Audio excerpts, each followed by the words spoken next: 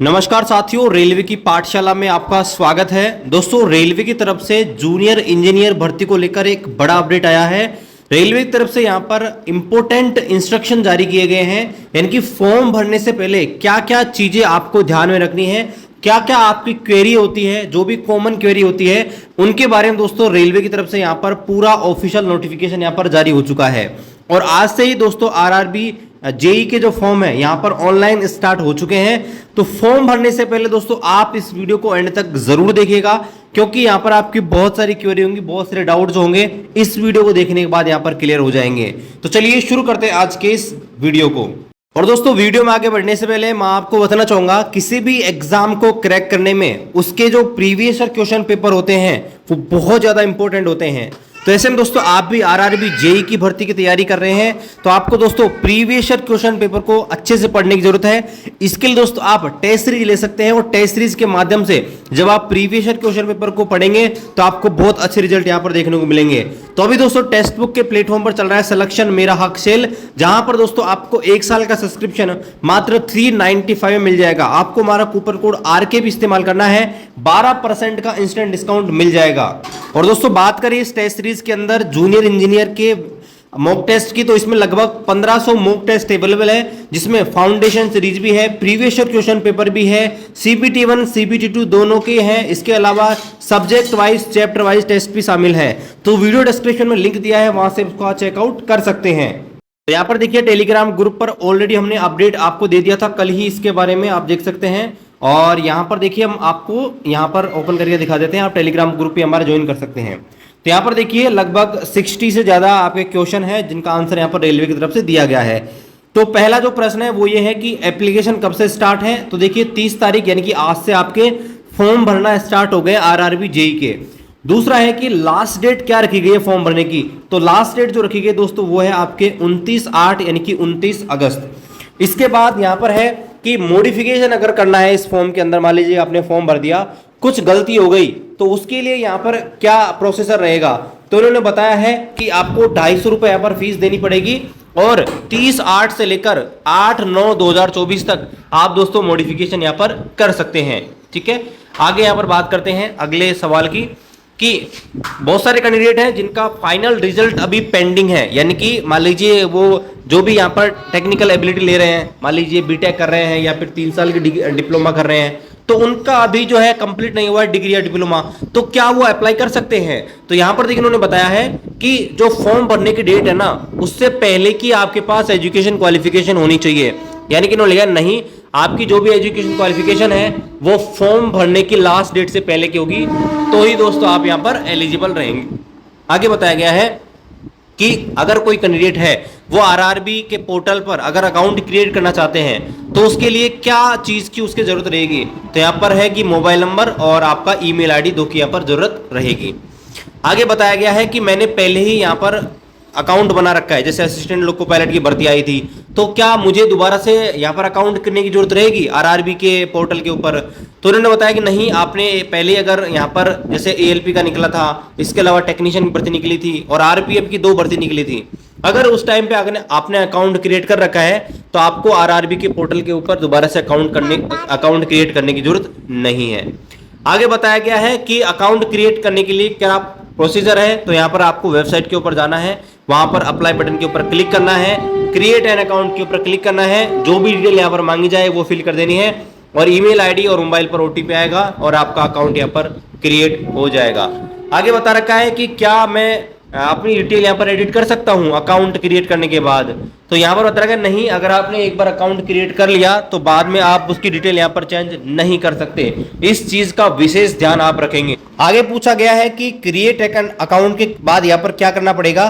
तो देखिए मैं एक वीडियो बना दूंगा अभी यहाँ पर जेई के ऊपर कि किस प्रकार से आपको फॉर्म फिल करना रहेगा, तो आप थोड़ा वेट कीजिएगा। मैं यहाँ पर इसके ऊपर जल्दी ही एक वीडियो बना दूंगा कि किस प्रकार से आपको पूरा फॉर्म यहाँ पर फिल करना है। ठीक है, तो ये चीज़ों को हम स्किप कर देते हैं।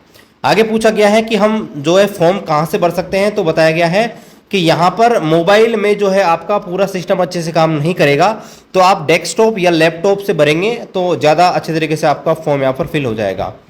आगे बताया गया है what is the procedure to login. मान लीजिए अकाउंट क्रिएट कर रखा है तो लॉगिन करने के लिए क्या करना पड़ेगा, तो पहले आपने जो मोबाइल नंबर और ईमेल आईडी देकर जो अकाउंट बनाया था उसी से आपको लॉगिन करना होगा।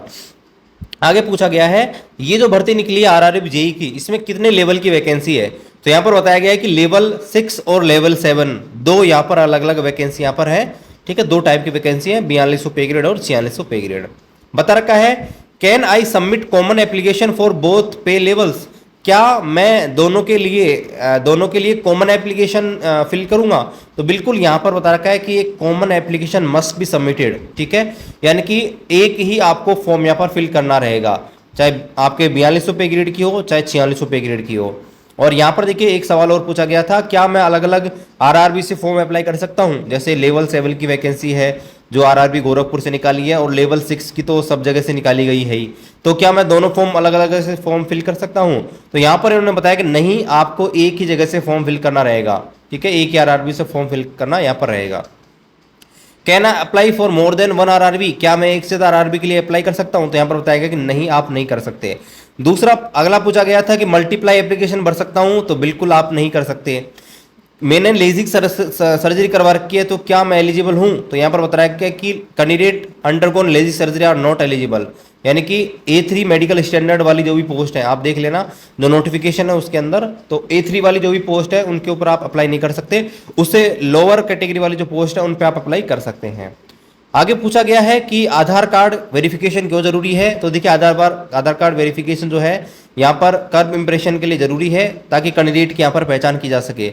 ठीक है, आगे बताया गया है कि अगर मेरे पास आधार कार्ड नहीं है तो फॉर्म भरने में और डॉक्यूमेंट कौन से काम ले सकता हूं, तो driving licence, passport, PAN card, voter ID, employ ID, school college university ID, इनमें से कोई सी भी है तो दोस्तों यहाँ पर फॉर्म फिल कर सकते हैं। ठीक है, आगे पूछा गया है what document should I proceed if I already change my name, अगर मैंने पहले अपना नाम चेंज करवा रखा है तो मुझे क्या डॉक्यूमेंट की जरूरत पड़ेगी, तो यहाँ पर बताया गया है कि जो भी गेजेटेड नोटिफिकेशन है और जो भी आपका लीगल डॉक्यूमेंट है जिसमें आपने नाम चेंज किया है वो आपको यहाँ पर लगाना पड़ेगा। अगर मैं अपना पासवर्ड भूल गया हूं तो क्या करना पड़ेगा, तो पासवर्ड भूल गए तो वहीं आरआरबी के पोर्टल के ऊपर लिंक दिया गया है, वहां से दोस्तों आप रीसेट कर सकते हैं। ठीक है, वहीं से आप पासवर्ड भी चेंज यहाँ पर कर सकते हैं। ठीक है, आगे बताया गया है कि क्या मैं आरआरबी चूज कर सकता हूं एक बार फिल करने के बाद, तो नहीं, अगर आपने एक बार फॉर्म फिल कर दिया, सबमिट कर दिया, तो आप यहाँ पर आरआरबी चेंज नहीं कर सकते। Can I edit my detail during the application process, form भरते टाइम मैं क्या अपनी डिटेल एडिट कर सकता हूं, बिल्कुल। अगर आपने आपका जो फाइनल जो फॉर्म है अगर सबमिट नहीं किया है तो दोस्तों उससे पहले आप अपना जो है जो भी डिटेल है उनको यहाँ पर एडिट कर सकते हो। आगे पूछा गया है कि किसको यहाँ पर फ्री ट्रेवल अथॉरिटी मिलेगी, तो यहाँ पर बताया कि जो भी SC ST कैंडिडेट हैं उनको यहाँ पर फ्री अथॉरिटी मिलेगी ट्रेवल पास के लिए। ठीक है, आगे बताया गया है फ्री ट्रेवल अथॉरिटी लेने के लिए क्या करना पड़ेगा, तो यहाँ पर देखिए वहीं ऑप्शन आएगा, जब आप फॉर्म भरेंगे उसके ऊपर आपको यस क्लिक करना पड़ेगा और वहाँ आपका जो है नियर बाय स्टेशन डालना पड़ेगा, तो आपका यहाँ पर आपको जनरेट करके दे देगा ट्रेवल अथॉरिटी पास, और जिससे आप ऑनलाइन टिकट यहाँ पर कर सकते हैं, ऑफलाइन भी कर सकते हैं। यहाँ पर बताया कि मैं फ्री जो ट्रेवल पास है वो कैसे प्राप्त करूंगा, तो यहाँ पर बता रखा है कि आपको इक्वल लेटर जब आप डाउनलोड करेंगे उसके साथ ही आपका सीटी इंटीमेशन के साथ डाउनलोड हो जाएगा, और जिसके द्वारा आप स्लीपर क्लास में यहाँ पर टिकट बुक कर सकते हो। अगर पूछा गया है कि मैं अपना कास्ट सर्टिफिकेट अपलोड करने में असमर्थ हूं तो क्या करना पड़ेगा, तो उन्होंने बताया कि PDF फॉर्मेट में होना चाहिए और 500 KB से कम का आपका होना ही चाहिए।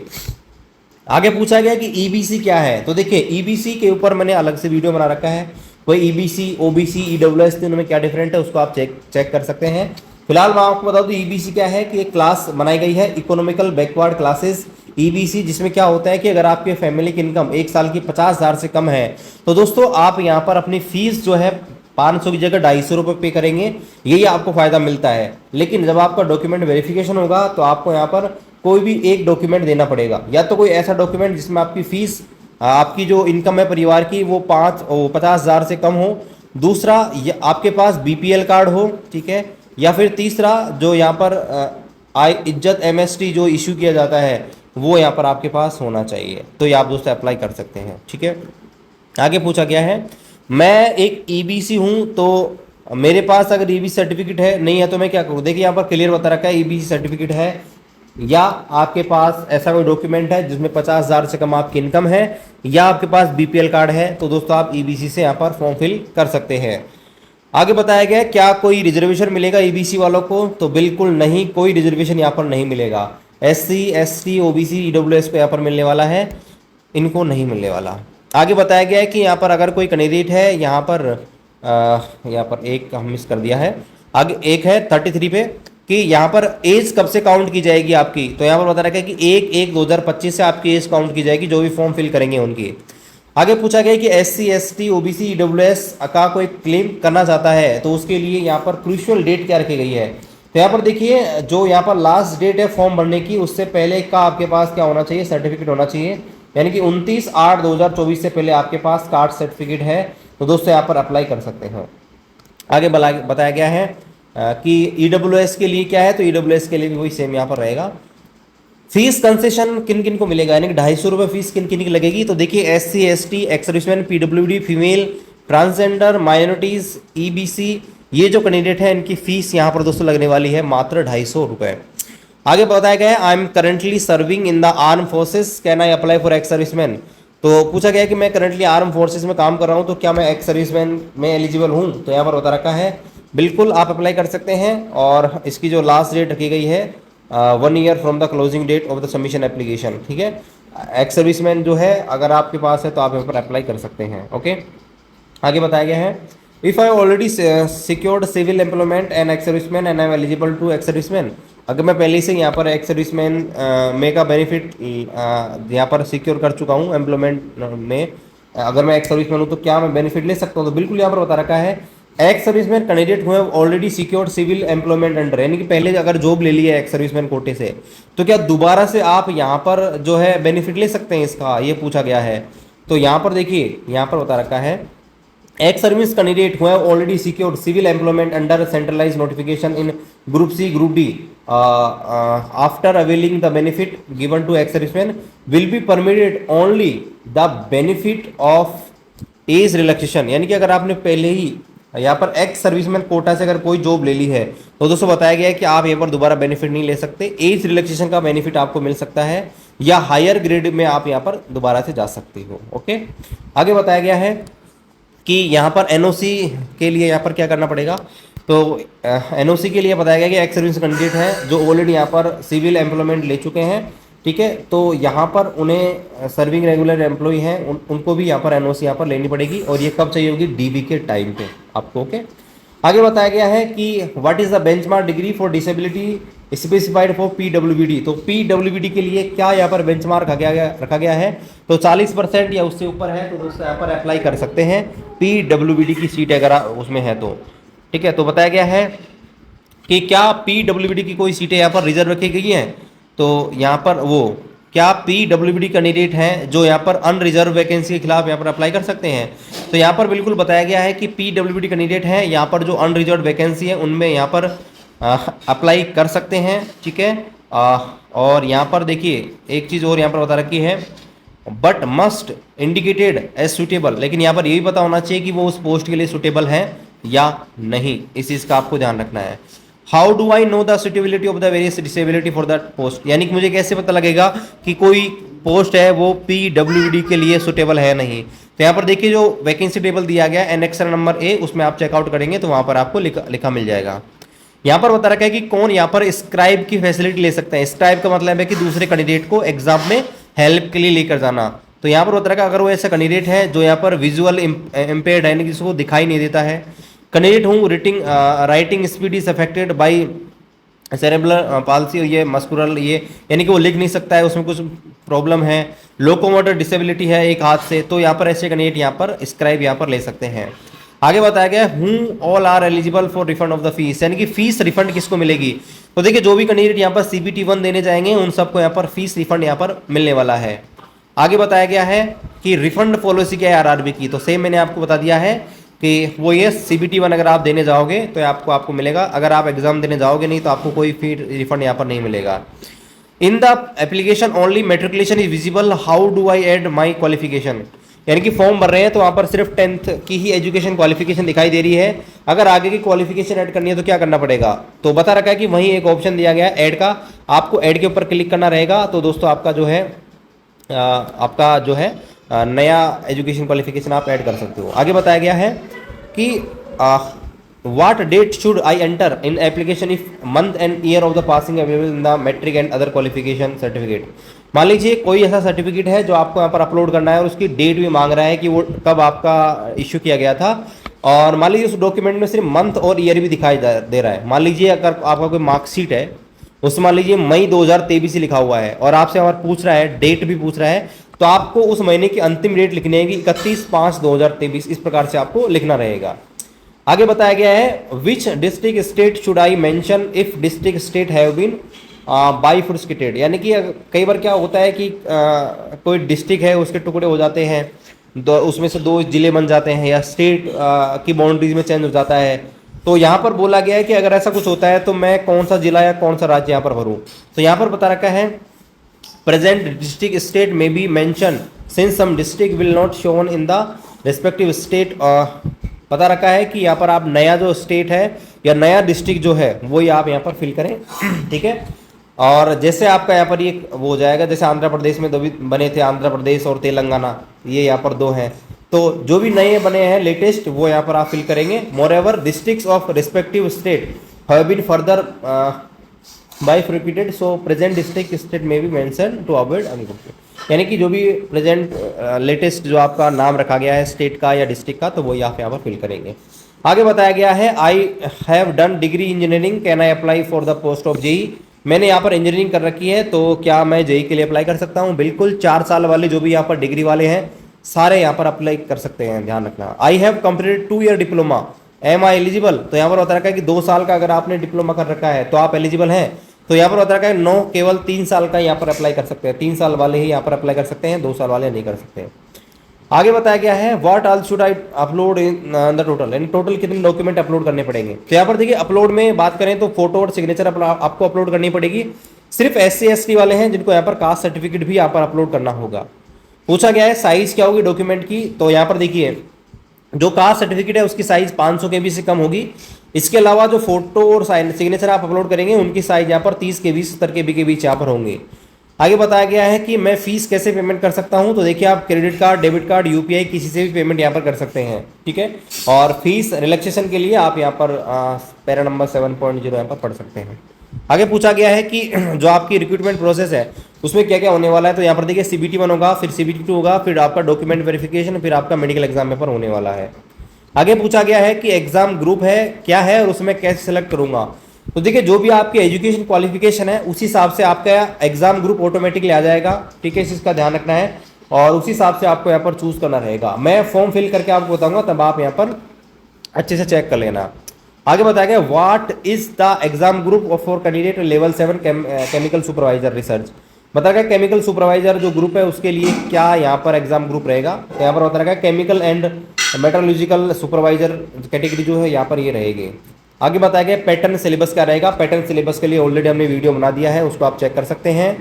नेगेटिव मार्किंग क्या रहेगी, तो नेगेटिव मार्किंग बताया गया कि 1/3 नेगेटिव मार्किंग यहाँ पर होने वाली है। बताया गया है कि हाँ लैंग्वेज कितनी रहेंगी एग्जाम में, तो यहाँ पर देखिए 15 अलग अलग भाषाएं होंगी जिनमें आप यहाँ पर एग्जाम यहाँ पर दे सकते हैं। आगे बताया गया है should I provide the order of all the post which I am eligible, क्या आपको पोस्ट प्रीफरेंस डालने की जरूरत रहेगी। अगर मैं एक से ज़्यादा पोस्ट के एलिजिबल रहा तो बिल्कुल आपको यहाँ पर पोस्ट प्रीफरेंस यहाँ पर डालनी रहेगी, ठीक है। और जो भी पोस्ट आप यहाँ पर चाहते हैं कि मुझे ये मिले तो उसे आप प्रीफरेंस यहाँ पर डाल सकते हैं। जैसे एजुकेशन क्वालिफिकेशन डालेंगे ऑटोमेटिकली दोस्तों आप खुल जाएंगी कौन कौन सी आपके लिए एलिजिबल है। आगे पूछा गया है अगर किसी प्रकार की कैंडिडेट को कोई भी प्रॉब्लम हो रही है उसका समाधान कैसे प्राप्त कर सकता है, तो यहाँ पर देखिए बता रखा है कि ये आपको मोबाइल नंबर दे रखे हैं, इन पे आप कॉल कर सकते हैं मॉर्निंग 10 बजे से लेकर शाम को 5 बजे तक, सभी जो वर्किंग डेज है उनके अंदर, यानी कि मंडे टू फ्राइडे इनमें आप कर सकते हैं। क्यों त्योहार वगैरह मैच वगैरह नहीं हो वो भी आप देख लेना, या ईमेल भी कर सकते हैं किसी प्रकार की प्रॉब्लम है तो। आगे बताया गया है कि मुझे कैसे पता लगेगा कि मेरा फाइनली फॉर्म सबमिट हो गया है, तो यहाँ पर देखिए बताया गया है कि फाइनल एक्सेप्टेंस आ जाएगा, अगर आपने फॉर्म फिल किया है तो आपको कंफर्मेशन भी आ जाएगा फीस पेमेंट का भी। In case of rejection my application will the fee paid me refunded, यानी कि अगर मान लीजिए मेरा फॉर्म यहाँ पर रिजेक्ट हो जाता है तो क्या मेरी फीस वापस आएगी, तो बता रखा है नहीं आपकी फीस वापस नहीं आएगी। बता रखा है लास्ट जो डाउट है वो है कि an I take the print out of the application, क्या मैं प्रिंट आउट ले सकता हूँ एप्लीकेशन का, तो बिल्कुल आप यहाँ पर प्रिंट आउट यहाँ पर ले सकते हैं। तो यहाँ पर देखिए ये कॉमन डाउट थे जो यहाँ पर फॉर्म भरने से पहले आपको पता होनी चाहिए। बाकी आप कमेंट कीजिए, मैं वीडियो जल्द से जल्द बनाने की कोशिश करूंगा कि यहाँ पर फॉर्म भरते टाइम आपको क्या क्या सावधान रखनी है, पूरा मैं आपको प्रोसेस बताऊंगा पूरा फॉर्म फिल करने का, ठीक है। बाकी किसी प्रकार का और डाउट रहेगा आप कमेंट कीजिए, मैं आपको जवाब देने की पूरी कोशिश करूंगा। चैनल पर आप नए हैं, चैनल को जरूर सब्सक्राइब करें, शेयर करें। मिलते हैं अगले वीडियो में, तब तक जय हिंद।